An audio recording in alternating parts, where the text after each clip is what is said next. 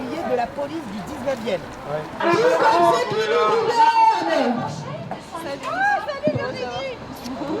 Arrêtez les fake news!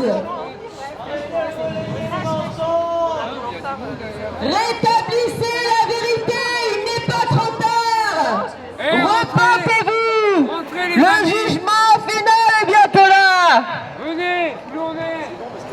Non, non, non! Omerdia Colombo! Stop! Fake news et manipulation! Non, non, non! Omerdia Colombo! Non à la guerre! Bande de journalistes! Ras-le-bol des journalistes va en guerre! Des lobbyistes de la guerre! Dites-leur que les complotistes que vous nous appelez tous les jours, vous nous insultez de complotistes, on est là! Experts de l'OTAN! On cherche la vérité, on fait mieux le travail que vous, madame! Dites-leur qu'on devrait être payé à leur place! Honte de votre travail, messieurs! Car maintenant, journalistes ne nécessitent plus de dire la vérité.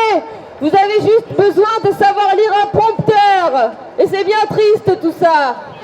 Vous sucez bien le fion, vous léchez bien les bulles, et au final, vous nous desservez votre jus que vous avez avalé. Mais vous inquiétez pas, on va vous le faire avaler définitivement. Les journalistes, c'est des salopes! Les journalistes, c'est des salopes! Macron s'en va en guerre, miantaine! Macron s'en va en guerre, il nous sacrifiera! Il nous sacrifiera! Il nous sacrifiera! Au fond de son bunker, miantaine! Du fond de son bunker, Bouton il passera! Bouton il pressera, Bouton il pressera. C'est une bombe atomique, miantaine. C'est une bombe atomique qui sur nous tombera, qui sur nous tombera, qui sur nous tombera. Si nous ne l'arrêtons pas, miantaine. Si nous ne l'arrêtons pas, la France il détruira, la France il détruira, la France il détruira, vitrifiée elle sera. Quand le camp du bien c'est lui et sa clique. Mais la vérité, c'est que ces gens veulent la guerre obstinément. Ils veulent maintenant récupérer la Crimée. La Crimée qui a toujours été russe. Enfin, toujours. Elle a été ottomane avant. Elle a même été presque française, puisque c'est la France qui a gagné la guerre de Crimée, entraînée par l'Angleterre dans cette guerre ridicule, qui a coûté tant de vies pour aucun bénéfice pour notre pays. Eh bien demain, mes amis, il est hors de question de mourir pour le Donbass ou pour la Crimée. La vérité, c'est que la France n'a rien à faire dans cette guerre impie. L'ingérence dans cette guerre est coupable. C'est pourquoi la France doit sortir de l'OTAN et dénoncer cet engrenage belliqueux. Depuis le débarquement en Normandie, opération Overlord, c'est-à-dire opération Suzerain, la France est vassale de l'Amérique.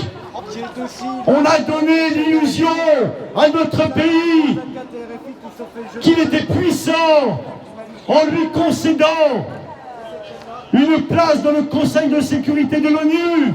Mais la vérité, c'est que nous sommes les laquais de l'Amérique et les laquais aujourd'hui du nouvel ordre mondial.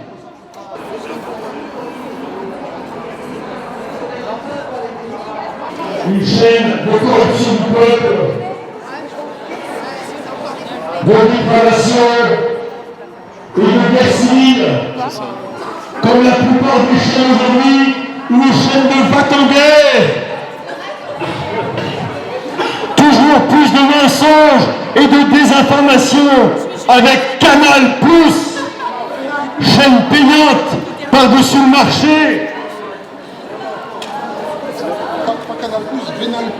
Vénal+. Se trouve-t-il encore un journaliste digne de ce nom dans cette chaîne-là? j'en doute. Dans cette officine de propagande et de mensonges.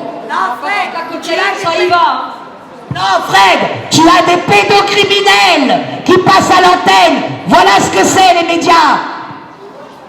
Morandini, on te loupe pas. Moi j'ai juste une question, comment se fait-il que nous les gueux là, on connaît la vérité et que les journalistes sont pas capables de la relayer?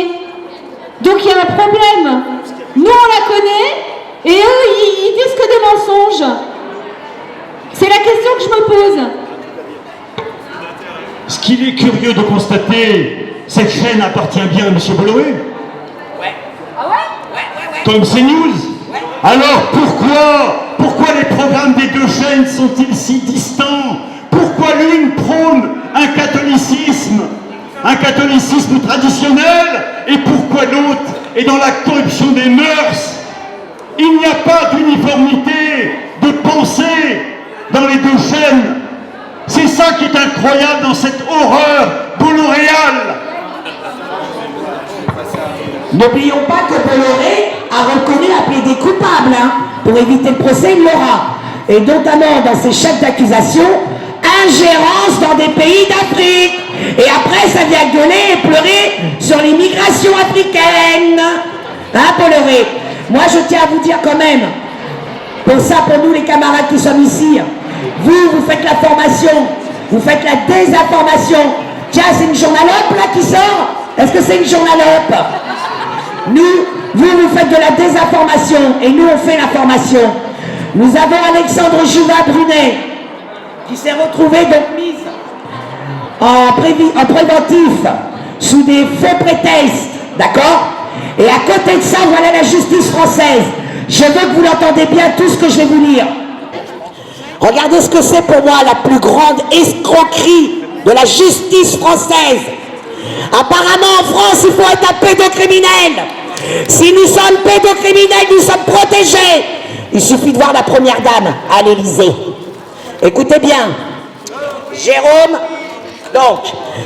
Salian, S-A-I-2-L-E-N, S, pédocriminel en liberté à Toulouse. Le 4 octobre 2022, récidiviste est condamné à 6 ans de prison ferme pour tentative de viol.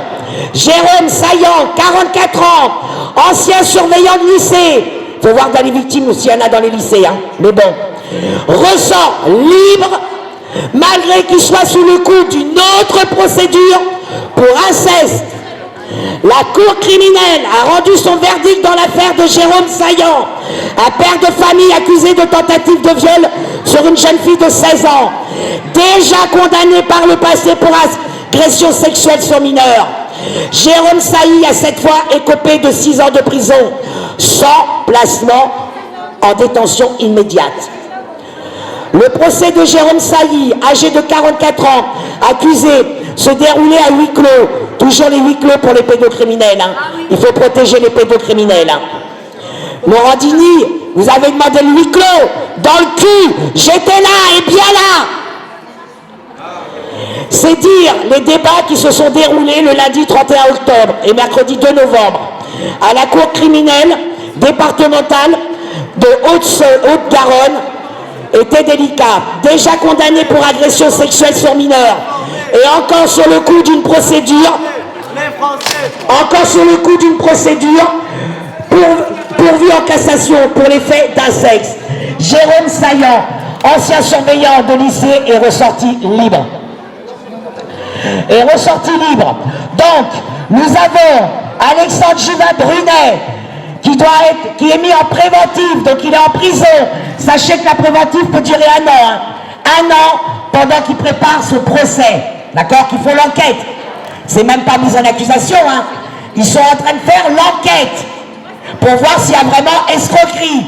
Et bien pendant son enquête, et ben lui il est en prison. Et nous avons donc un pédocriminel condamné à 6 ans ferme, un récidiviste, et lui il est dehors pour attendre sa peine. Comment il va la faire, sa peine? Voilà.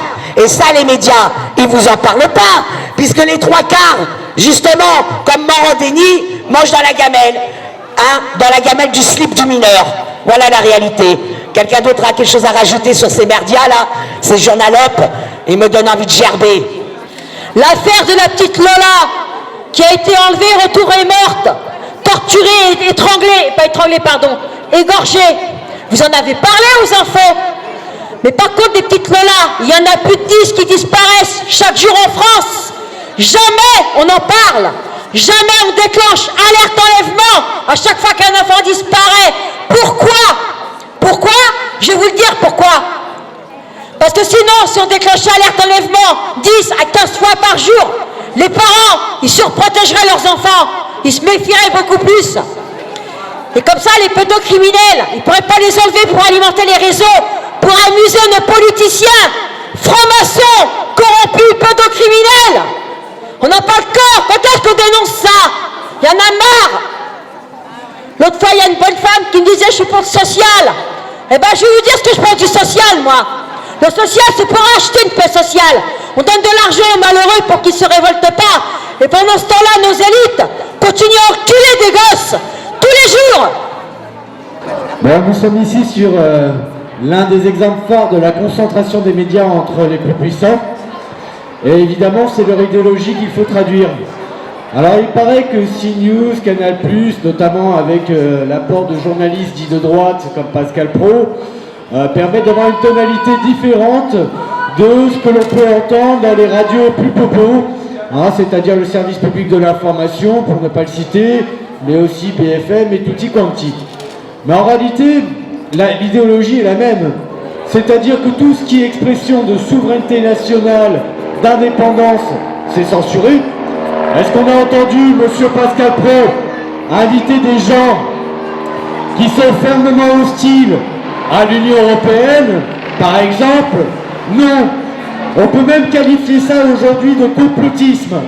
Parce que dès lors qu'on n'est pas dans la doxa, qu'elle se situe à droite ou à gauche pour rire, parce que c'est désormais, ce clivage est tellement débile qu'il est fait pour faire marrer la galerie. En réalité, dès qu'on n'est pas dans la doxa, nous sommes nécessairement complotisme. Il faudrait aussi soutenir la guerre en Ukraine, ça ils sont tous d'accord. Qu'on soit chez Bolloré ou ailleurs, chez Drahi, ça n'a pas d'importance. Il faut soutenir la guerre en Ukraine, il faut armer les Ukrainiens avec le peu d'armes et de munitions qu'on a déjà.